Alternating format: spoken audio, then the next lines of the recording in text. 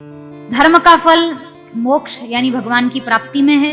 हम जो भी कुछ धर्म का कार्य कर रहे हैं वो भगवत प्राप्ति की इच्छा को जगा रहा है तो सब धर्म ठीक है, और भगवत उत्कंठा कोई नहीं जगा रहा है तो सब धर्म कर्म सब कुछ नहीं। हमारे पास जो भी कुछ पैसा है, अर्थ है, उसकी प्राप्ति का फल धर्म में है। जो भी द्रव्य है उसका फल उसको धर्म में लगाओ, धर्म में उसका उपयोग करो। हमारी सनातन परंपरा में अर्थ का विभाजन किया, अर्थ की निंदा नहीं की, अर्थोपार्जन को बुरा नहीं कहा, लेकिन एक व्यवस्था दी, विभाजन किया। धन के 5 विभाग, एक विभाग आपके अपने लिए, परिवार के लिए, एक विभाग आपातकाल में कोई ऐसी परिस्थिति आ जाए, एक विभाग हारी बीमारी में, एक विभाग अतिथियों के लिए और एक विभाग परमार्थ के लिए।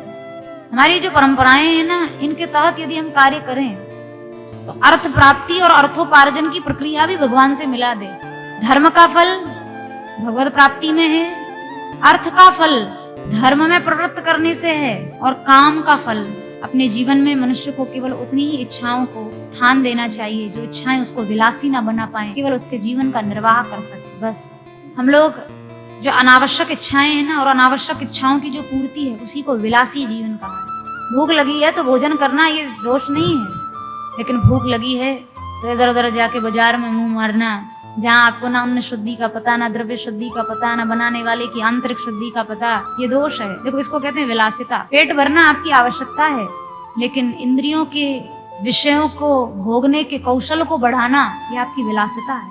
शंकराचार्य भगवान ने एक जगह कहा, आप अपनी इंद्रियों को जितना ज्यादा विषय देंगे ना, उन इंद्रियों को विषय भोगने की कुशलता बढ़ती चली जाएगी उनकी। अच्छा, इसमें इसको ऐसे खाने में मजा है, इसको ऐसे देखने में मजा है, इससे ऐसे बात करने में मजा है। हम अपनी इंद्रियों को विषय भोगने में और ज्यादा कुशल बनाते जाते हैं। इसलिए आवश्यकता की पूर्ति उचित है, लेकिन अनावश्यक इच्छाओं की पूर्ति ये जीवन को विलासी बनाना है। तो काम धर्म की पूर्णता मोक्ष प्राप्ति में, अर्थ की पूर्णता धर्म की प्राप्ति में, और काम की पूर्णता जीवन निर्वाह में, और जीवन की पूर्णता जीवन से तत्व जिज्ञासा भगवान की प्राप्ति में। जीना क्यों है?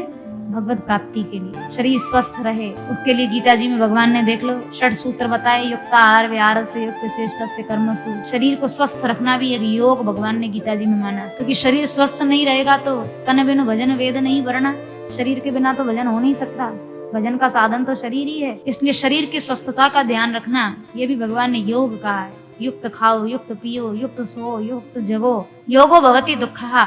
शरीर को स्वस्थ रखना भी एक योग है। इसी योग से तुम्हारे सारे दुख दूर हो जाएंगे। शरीर स्वस्थ नहीं रहेगा, तमाम रोग लगवा लो अपने शरीर में, फिर उन रोगों का निदान करते घूमते रहो, भजन का अवसर सब निकल जाएगा। फिर भजन तो बनेगा नहीं, शरीर की उपासना ज्यादा बनेगी। इसलिए पूर्व से ही अपने आहार विहार को युक्त बनाते हुए साधक इस बात में अत्यंत सावधानी रखे कि हमारे अधिकाधिक समय का सदुपयोग भजन के निमित्त ही होना चाहिए। इसलिए शरीर की आवश्यकताओं की पूर्ति, शरीर के स्वास्थ्य को समुचित रखने की पद्धति, ये जो गीता जी में भगवान ने बताई, उसको